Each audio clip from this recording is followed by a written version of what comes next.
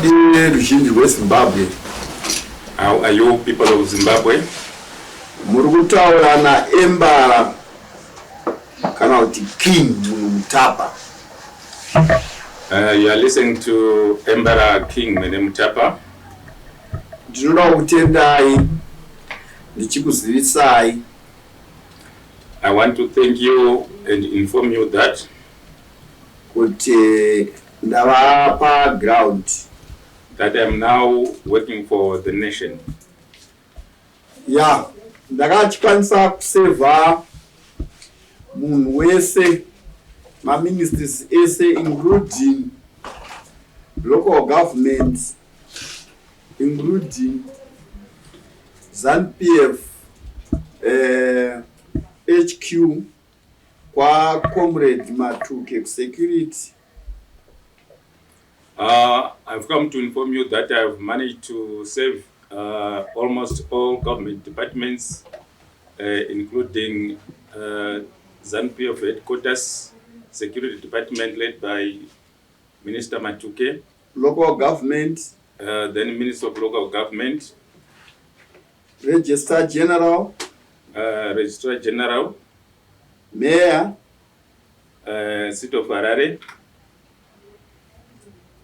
and all ministries. and all other ministries.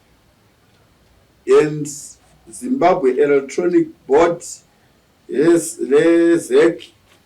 We also managed to save ZEC. So kuti tinge tiripo vachiziva kuti King varipo vapamutemo. All this I was doing it to inform them that I am now cleared and I am there as King Munhumutapa. Ndakutarisira Now I'm looking forward kuti ma-ministries ose that all ministries, pavanenge vachiita zvavanenge vachiita nemutambo yavo, in whatever they will be doing in future, vakwanise kuinvita King Munhumutapa. they must also know that they have to inform or invite His Majesty King Munhumutapa to their government functions. Naizvozvo, upon that, ndakakwanisa kuita registration. I've also made a registration to the United Nations. with United Nations. Ndinoda kutenda United Nations. I would like to thank you, the Department of United Nations, neku-acknowledge nekutambira resolution ya King Embara Munhumutapa. for it has received the documents of His Majesty King Munhumutapa. Ma-documents andakaisakamira so. The document I have handed to United Nations offices are as follows. Ndakaisa this letter. I handed over this letter informing them that Zimbabwe is now a kingdom. Ndakaisa this order. I also attached with it the order of his clearance from High Court judges and the order for his kingship, which was granted in 2022 as King Munhumutapa. He says this certificate has been viral on WhatsApp and it's in government offices, which is an order by consent that Timothy Chiminya was declared King Munhumutapa by the High Court of Zimbabwe. Ndakaisa affidavit re-approved by the High Court of Zimbabwe. I also attached with these documents an affidavit which was also approved by High Court of Zimbabwe. Richitsigira registration ya King Munhumutapa. Also, as one of the documents attached to His Majesty's and registration. and the constitution of Munhumutapa, Zimbabwe Kingdom. Also attached was the constitution of Munhumutapa, Zimbabwe Kingdom, which has gone viral also sometime before when it was launched. Yakaronjwa muna June. It was launched in June last 17. year, on the 17th last year. Right. Now we are now the main issue I'd like to inform sons and daughters of Zimbabwe. According to the regulations, according to the regulations of Zimbabwean law, tinoziva tose kuti order. We all know that in order, section 199.9 section 199.9 inotaura kuti munhu anofana kuteedzera order, which narrates that everyone should follow the order. Saka seZimbabwe munofanirwa kuforowewa order nezvayakataura kuti yakadeclare king Mambo Munhumutapa. Therefore, as it is within the laws of this land, it is a law that everyone in Zimbabwe should understand and recognize an order as it is a law from the government of Zimbabwe. Therefore, it should be followed as a law. That King Munhumutapa has been declared a king through an order.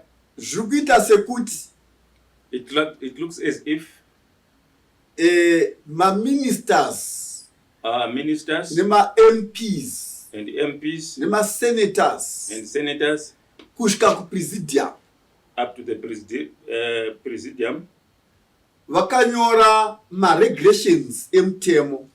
They wrote and passed the regulations as law, vakawirirana kuti and they agreed vanhu vanofanira kuteedzera order kana ichinge yabuda, that every citizen should follow and respect an order if it is published. Naizvozvo, therefore, I am here to declare that he is here to declare that Zimbabwe is officially a kingdom. Zimbabwe kingdom. That Zimbabwe is now officially a kingdom. According to the order of the High Court, who declares me as a king.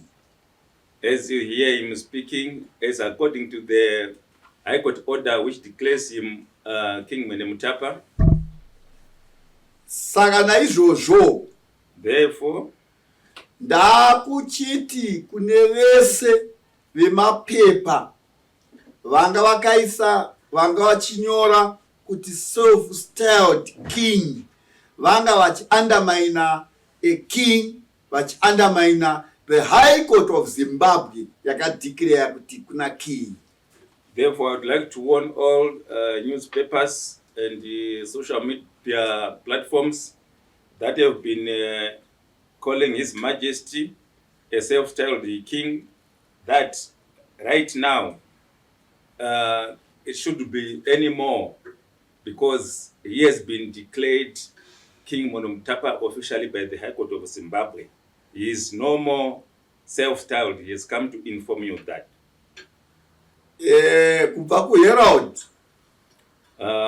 to mention a few: Herald, Newsday, the Newsday, Daily News. Daily News. Vanofanira kufollowa zvandikutaura. They must abide with what I have just said, that I'm officially a king, and no more names like self-styled king. Ndavachinobvisa kuGoogle zvavaita kuti self-styled. I want them to remove all those names they were calling me from all platforms of social media, the likes of Google, and other platforms. Nekuti vanenge vakuandamaina king. If they continue to reserve those names there, they will be undermining the authority of His Majesty King Munhumutapa. Ende ina ndizorege kutora matanho ekuti ndivasuwe. I will therefore take measures if they don't adhere to what I am informing them to. Saka ndiri kupa warning. I'm just giving you a warning. Kuti sevana veZimbabwe vana king wavo vakuziva kuti king arimo muZimbabwe akadhikirewa kuva a kingdom ne High Court of Zimbabwe ndiye mambo. Hakusisinazve. I take this time to inform you that I am now a legally adorned King Munhumutapa by the High Court of Zimbabwe. Therefore, I warn you to desist from calling me names of such a kind. And vese vasingachateedzeri kana kuti vanotyora mutemo vanenge vachita inonzi concept of court zvine jere rine 3 months. Therefore, anyone found guilty about what I've just said will be doing a contempt of court, which has got a jail sentence of 3 months. Ungava minister, you can be a minister, ungava ani government, you can be whoever in the government, or institution ipi kana ipi zvayo, or any institution within Zimbabwe. Ndinozviziva, I know kuti vamwe venyu, some of you, vaimboita kakushidzira. Some of you have been threatening me at some point. State security. State security. Basa rayo. Their work nderekuchengetedza mutemo is to protect the law of the country. Protect a king. And protect the king. And the army. And Minister of Defense. Basa rayo. Their work defenda nyika yedu. Is to defend the country. And police. And police. Basa rayo. Enforce a law. Their work is to enforce the law into the communities. Pane zvatakatenderana. As we have agreed. SeZimbabwe. As a nation. Vanas. Therefore, today, as from today, zvichienda mberi, going forward, ndinoziva makambondipinza mujere ndisina mhosva. I know I've been incarcerated in prison for some issues which never... For no reason. For no reason. Haisi mhosva kuzvagwa mufamily yaMunhumutapa. It's not a crime to be born from the lineage of Munhumutapa. Vamwe vaida kutora zita iroro. Some wanted to grab the name. Kuriita ravo. Kuriita ravo. To make, to claim that name as theirs. Without my consent, without the royal Munhumutapa consent. Without the royal of Munhumutapa consent. Vasina kuudza isive Munhumutapa royal. Without informing us the royal of Munhumutapa. Kusvikira pakuti president weZifa anoti patoda kutambirwa Munhumutapa sifa without kundiudzaini mambo. This use of Munhumutapa name has gone to the extent that Zifa has gone about launching a tournament with the name of Munhumutapa without having informed me. So ndinoda kutenda nekuvimba kuti izvozvo ngazvigume. I believe with this warning they have to stop that. Chose chine chekuita naMunhumutapa. Anything to do with the name Munhumutapa. Hachirambidzwi kana muchinge mafuma mwene Mutapa anonzi Timothy Chiminya. declared as a king according to the order of the High Court of Zimbabwe. The name Munhumutapa, if all organizations or whoever want to use it, must first approach His Majesty King Munhumutapa and seek authority. I don't deny people from using it, but you must seek a consent from me. Then I'll give you the right to use it, as I am a king who has been declared by the High Court of Zimbabwe. Ndinoda kutendai ve-Chiefs Council. I would like to thank Chiefs Council of Zimbabwe. Kubva kuna president wacho kusvika kune wekupedzisira. From the president of Chiefs Council to all the members of Chiefs. Kuti yanga isiri mhosva yenyu kunzwa kuti kune mukuru wema-kings anonzi King WeMadziMambo, asi kuti kune vanhu vanga vachitamba nezita irori kusvikira paextend yekuti zvikuita sokuti inini handiremekedzani nemi, ini ndinoremekedza dare renyu se-Chiefs Council. It is not, I don't give you, I don't have any problem with you, the Chiefs Council, but it has been a problem of some people who have been using this name. As King Munhumutapa, I respect the hierarchy of all the chiefs in Zimbabwe, who should also know that there is a king who is His Majesty King Munhumutapa. Tichatoenda mberi. We'll go forward, tichishanda pamwe chete, working together as traditional leaders of this land. Nekuti tisu varidzi veland.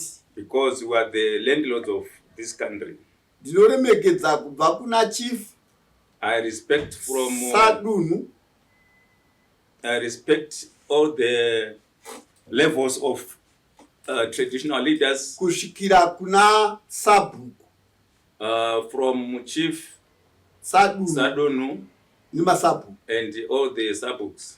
Nevanhu vari munyika. And all the people in this land. Ndichikurudzira kubatana runyararo. I call upon unity, respect, and peace within ourselves. And the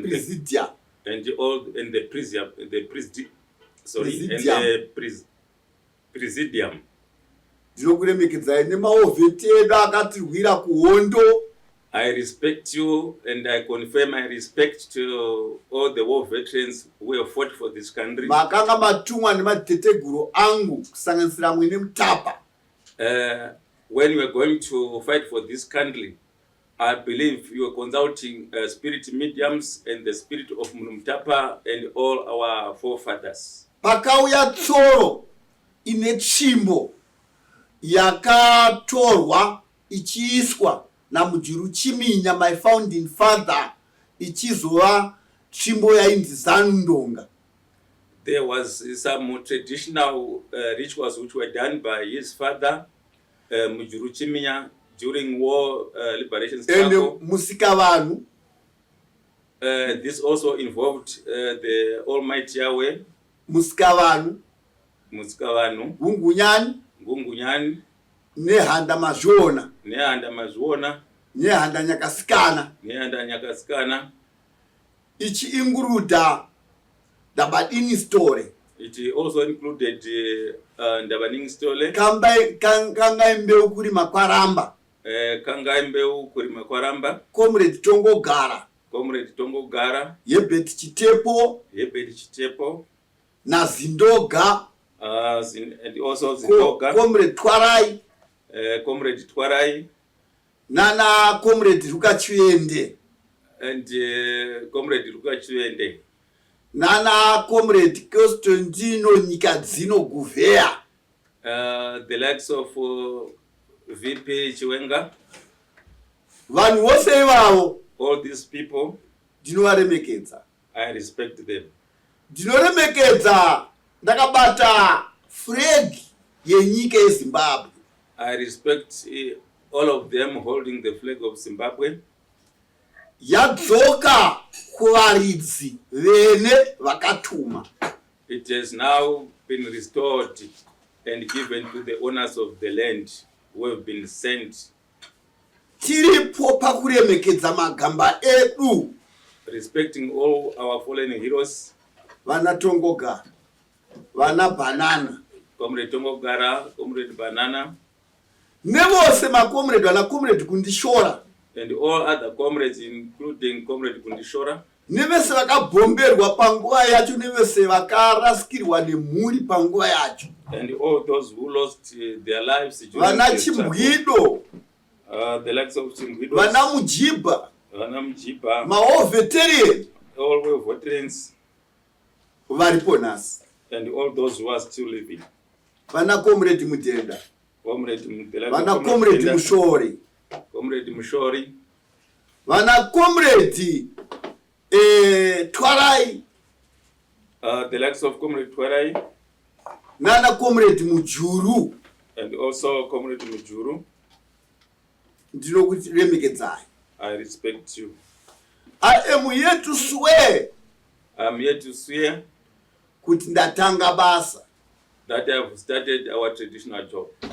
ini Bvumavaranda, I, Vumavaranda, murozvi mukuru, Murozi Mukuru, ndichirangarira vana Matangira, in ndichirangarira remembrance vana Chingowo, the likes of Matangira and Chingowo, ndichirangarira vana Chinemudengu, and the likes of Chinemudengu, ndichirangarira vana Jiriwenga, and the likes of Jiriwenga, ndichirangarira vana Gumbo Rinotsva, and also Gumbo Rinotsva.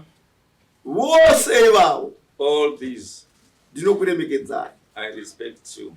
Ndinoziva kuti nyika yedu yanga yakatogwa I know we're under colonialism. ichibva papostigati kuunion treaty iri muSouth Africa, As he's mentioning that it was from postcard vachideclare UDI 1965, when they declared UDI in 1965. zvakaitwa nana Sniffy, zvakaitwa nana John Wilson, All that was done by Smith and vachivigwa John Wilson, pamatoposi, and those who have been buried at Matopos, vanofanira kudzokera kunyika kwavo, those remains should be taken to their country. vachidzora misoro yanambuya nehanda nyakasikana, They should return our fallen heroes, vachidzora misoro yana Chingaira, our ancestors like the likes of Mbiane Handa Chingaira, vachidzora misoro yese yavakauraya yavanhu veAfrica, and all the remains of our African ancestors. inotakazochinja yanga ine zita remunhu riri zita remurungu yataakuti Al-Kabran government, United Al-Kabran government, yatakaita resolution tikairegister muAfrica. All those heads which are used for museum in Britain and other countries in the West should be returned to this continent. Ine 12 tribe dzayawe dzamusikavanhu dzemateteguru edu. This include 12 tribes of our forefathers. I'm here to declare Zimbabwe. Zimbabwe ndaideclare kuti no more udzvinyiriri, no more. I have declared that in Zimbabwe we don't want any oppression, amongst Zimbabweans. And we must set free. Let Zimbabweans be free. Ndatenda ndini wenyu King Embara Munhumutapa. I thank you, His Majesty King Munhumutapa. Siyabonga. I thank you.